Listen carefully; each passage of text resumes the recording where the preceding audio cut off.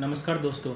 आज हम लोग इस चक्रास के सीरीज़ को आगे बढ़ाते हुए आज हम लोग बात करेंगे सैक्रल चक्र के ऊपर। स्वादिष्ठान चक्र ये हमारे नाभि से 2 इंच नीचे रहता है। जैसे कल हमने मूलाधार चक्र के बारे में बात किया था, उसके सिम्टम्स और रेमेडी, बिल्कुल उसी प्रकार आज हम स्वादिष्ठान चक्र के बारे में बात करेंगे। अंग्रेजी में हम सैक्रल चक्र कहते हैं। यदि ये चक्र ब्लॉक हो जाए तो क्या क्या सिम्टम्स दिखते हैं बायोलॉजिकल। पहला सिम्टम जैसे मेंसेस में तकलीफ हो जाना, स्पर्म काउंट कम होना, एबॉर्शन के चांसेस बढ़ जाते हैं, प्रेगनेंसी में काफ़ी ब्लॉकेजेस आते हैं और लोअर बैक पेन इसमें काफ़ी रहता है जिन्हें सैक्रल चक्र का ब्लॉकेजेस होता है। अब अगर दूसरी चीज़ें देखी जाए कि इनका स्वभाव कैसा, जैसे मैंने कल कहा कि हर व्यक्ति का एक स्वभाव होता है चक्र के अनुसार। यदि वो ब्लॉक हो जाए तो उसका स्वभाव उस प्रकार का हो जाता है, पर हम उस व्यक्ति को समझ नहीं पाते व्यक्ति ऐसा क्यों बिहेव कर रहा है। यदि हम उसका स्वभाव को समझ जाएंगे कि ये चक्र के ब्लॉकेज की वजह से उसका ऐसा स्वभाव हो रहा है, तो हम शायद उसके प्रति सहानुभूति रखेंगे और अपने चक्र को भी ब्लॉक होने नहीं देंगे। जिस चक्र का जो ब्लॉकेजेस जब हो जाता है तो व्यक्ति हमेशा ईर्ष्या, द्वेष, जेलसी का फैक्टर्स में काफ़ी बढ़ जाता है और वो व्यक्ति निंदक हो जाता है। वो व्यक्ति न केवल आपकी निंदा करता है, व्यक्ति पूरे संसार की निंदा करेगा। पर इतना ध्यान में रखिए कि जब व्यक्ति आपके सामने किसी और की निंदा करता है तो उसका सैक्रल चक्र ब्लॉक तो है ही, पर और वो व्यक्ति आपकी निंदा भी दूसरों से करना शुरू कर देता है। जब वो व्यक्ति निंदा करता है तो उसके अंदर कोई अच्छे गुण नहीं आ पाते, वो और भी अपने ब्लॉकेजेस को बढ़ाते जाता है और वो समझ नहीं पाता कि वो कहाँ पे और किस राह पे चल रहा है। और ऐसे व्यक्ति जब ब्लॉकेजेस की मात्रा काफ़ी बढ़ जाती है तब ये लोग बिट्रेल, जिसे कहते हैं धोखा देना, ये इनके लिए काफ़ी स्वाभाविक होता है। आप लोगों ने भी अपने जीवन में भी देखा होगा, कई लोग आपके जीवन में आते हैं, मित्रता करते हैं, आप उन्हें सहयोग हर प्रकार से करते हैं, पर एक समय ऐसा था जब आपको अनपेक्षित रूप से धोखा देकर चले जाते हैं। तो ये धोखा देने की प्रवृत्ति कैसे आई? ये धोखा देने की प्रवृत्ति आई, इनका स्वादिष्ठान चक्र, सैक्रल चक्र ब्लॉक था इसलिए आया। तो जब इनके लोगों को चक्र ब्लॉक होते हैं तो इनके अंदर ये स्वभाव काफ़ी कॉमन पाया गया इन लोगों में। तो क्या करना चाहिए इससे बचने के लिए? तो हम इसके रेमेडी पर आएंगे।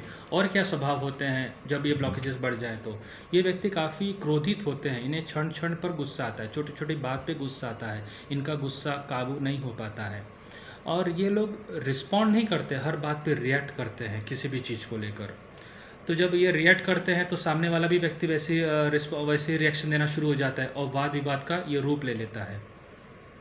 ये व्यक्ति काफ़ी मूडी होता है, इनका स्वभाव कब बदलेगा, इनका मूड कब बदलेगा, इसे समझना ईश्वर की बस की बात भी नहीं है। सुबह इनका मूड अलग रहता है, दोपहर में अलग, शाम में अलग, डुअल पर्सनालिटी जिसे कहते हैं। इन्हें समझने के लिए आप कितना भी सोच लीजिए पर इनके मूड को समझना मुश्किल होता है क्योंकि इनका सैक्रल चक्र ब्लॉक्ड होता है। ये जो रामायण और महाभारत, यदि आप इस चीज़ देखें तो खासकर महाभारत, तो पूरे महाभारत क्यों हुआ? तो यदि आप देखोगे तो बता सकते हो हाँ ये 2 व्यक्ति की वजह से हुआ, शकुनी की वजह से हुआ या दुर्योधन की वजह से हुआ। पर यदि मैं इसे चक्रा की नज़र से देखूँ, हीलिंग की नज़र से देखूँ, तो इसका कारण था ईर्ष्या, द्वेष और अहंकार।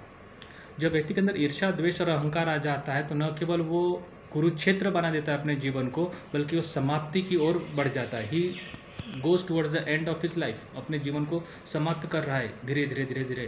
कहते हैं कि लोहे को खत्म करने के लिए कोई मेहनत करने की जरूरत नहीं होती है, उसका जंग ही उसे समाप्त कर देता है। तो इंसान की जंग क्या है? इंसान की जंग है कि उसके अंदर ईर्ष्या, द्वेष की भावना आना। ये चीज़ बहुत कॉमन पाई जाती है इन लोगों में।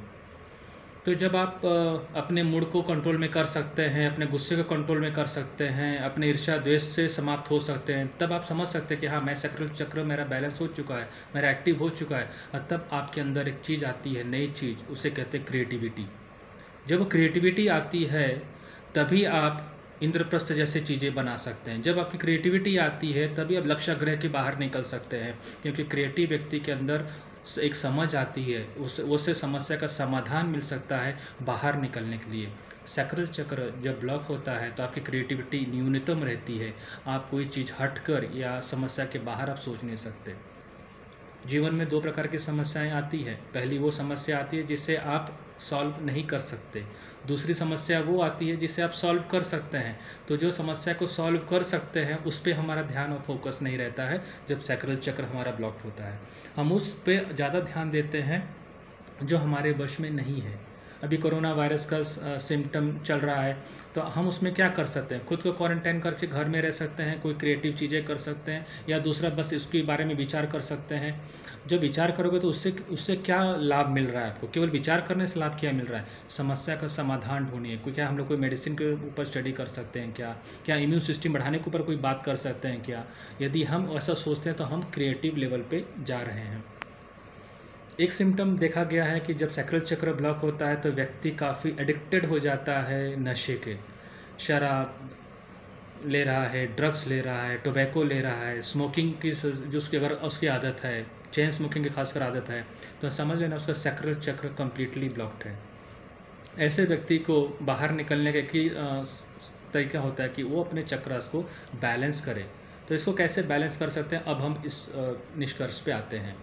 तो इसमें भी 4 या 5 तरीके हैं जिससे आप सैक्रल चक्र को बैलेंस कर सकते हैं। सबसे पहला है, जैसे कल मूलाधार के लिए बताया था, कुंडलिनी योगा और ध्यान। यदि व्यक्ति ये 20-20 मिनट प्रतिदिन करता है तो उसका सैक्रल चक्र के ब्लॉकेजेस अपने आप निकलना शुरू हो जाता है। कुंडलिनी योगा में क्या सिखाया जाता है? कुंडलिनी योगा में बताया जाता है चक्रा के मंत्र क्या है, चक्रा के आसन क्या है, चक्रा के मुद्रा क्या है। यदि वो समझ जाता है तो उसके ब्लॉकेजेस अपने आप कम कम होते जाते हैं। दूसरा जो इसमें चीज़ बताई जाती है कि आप नकारात्मक लोगों से आपको दूर रहना चाहिए। जो व्यक्ति दूसरों की निंदा आपके पास करता है तो उस व्यक्ति से आप जितना दूर रहोगे उतना अच्छा, क्योंकि वो व्यक्ति आपके चक्र को ब्लॉक करने की आपकी सहायता कर रहा है। न आप निंदा कीजिए, न आप निंदा सुनिए, क्योंकि ये निंदा सुनने वाले व्यक्ति अपना अपना नुकसान स्वयं कर लेते हैं।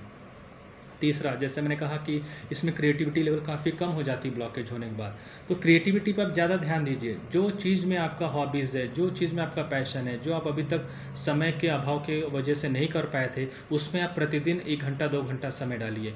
अच्छी किताबें पढ़िए, म्यूज़िक सीखिए, डांस क्लासेस लगाइए, पेंटिंग लिखिए सीखिए, कुकिंग क्लासेस लगा सकते हैं।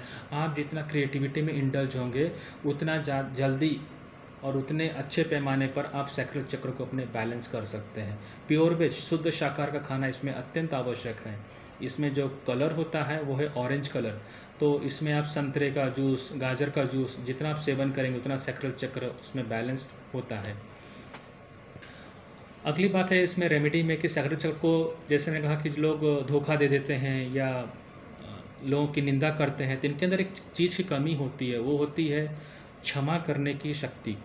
फॉरगिवनेस एंड फॉरगेट, ये 2 चीज़ की कमी होने की वजह से ये लोग हमेशा अतीत में विचरण करते रहते हैं, हमेशा अतीत के बारे में सोचते रहते हैं, हमेशा उस खुद के अंदर गिल्ट महसूस करते हैं।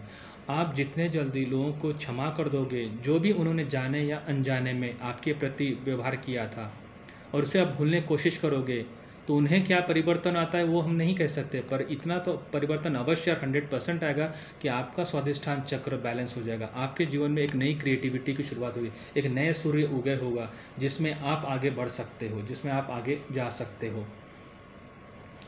सैक्रल चक्र ब्लॉक देखा गया है, जैसे मैं कुछ देर पहले चर्चा किया, ओवर थिंकिंग। जब आप किसी चीज़ में ज़्यादा सोचते हो जो आपके वश में नहीं है, जो कुदरत के हाथ में है, और जब हम उस चीज़ को ओवर सोचते हैं, ओवर थिंकिंग करते हैं, तो ब्लॉकेज का कारण बनता है। तो रेमेडी में भी एक चीज़ आपको बता रहा हूँ कि आप ऐसे चीज़ों को विचरण कीजिए जो आपको आगे की राह पे ले जाए। आप ऐसे चीज़ों पे विचरण करने कोई मतलब नहीं है जो आपको कहीं भी नहीं ले जाए, बल्कि आपको अतीत में खड़ा करे। हमेशा ऐसे व्यक्ति गिल्टी फील करते हैं, शेमफुल खुद को महसूस करते हैं।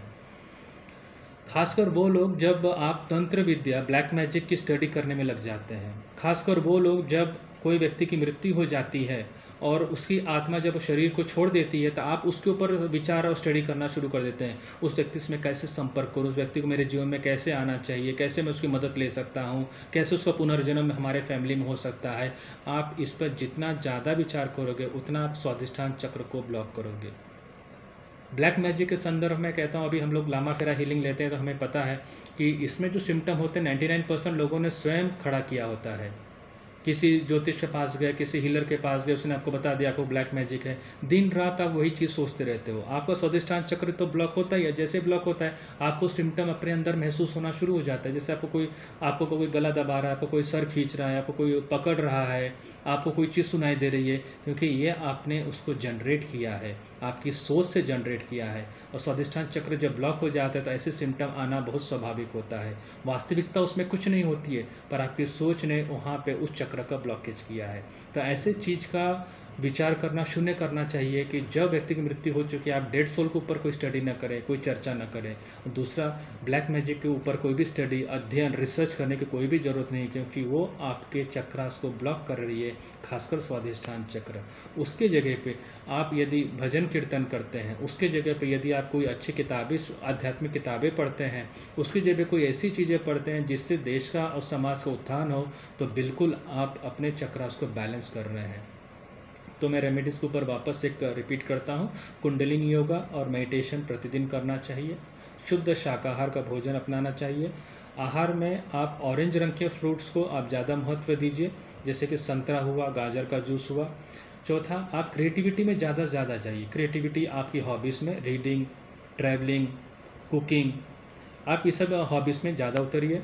पाँचवा, आप ऐसी चीज़ों को में समय लगाइए, मंथन लगाइए जो आप कर सकते हो, जो आपके हाथ में है। आज हमें हिंदुस्तान को वर्ल्ड का नंबर 1 वर्ल्ड लीडर बनाना है, महासत्ता बनाना है। आप दिन रात उस पर विचार कीजिए कि मैं अपने देश को कैसे आगे ले जाऊं, मैं अपने देश के लिए क्या क्या कर सकता हूं, मेरी सामाजिक दायित्व क्या है, मेरी सामाजिक जिम्मेदारी क्या है।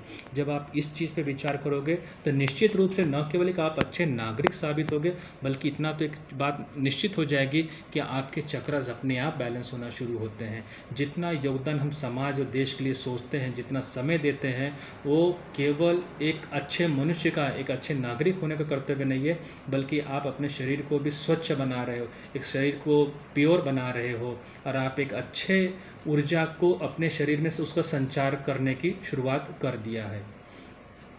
अब हम कल बात करेंगे मणिपुर चक्र के बारे में कि मणिपुर चक्र यदि ब्लॉक हो जाता है तो इसके क्या सिम्टम्स होते हैं, इसकी क्या रेमेडी होती है, और बिल्कुल उसी प्रकार फिर से आपसे मुलाकात होगी मणिपुर चक्र के लिए। तब तक के लिए जय हिंद।